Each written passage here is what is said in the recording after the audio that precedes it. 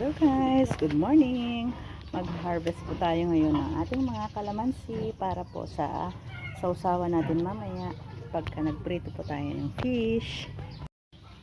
Ito po yung ating mga puno ng kalamansi. Meron po tayong 4 dito. Ngayon ay mag-harvest po tayo. Okay, so ayan o.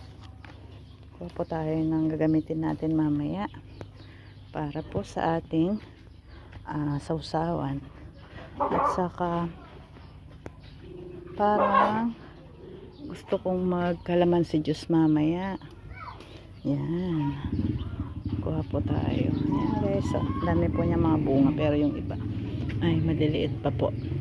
So ang ginagawa natin ay pipindutin muna natin para tignan natin kung alin dyan yung may mga marami ng katas para hindi po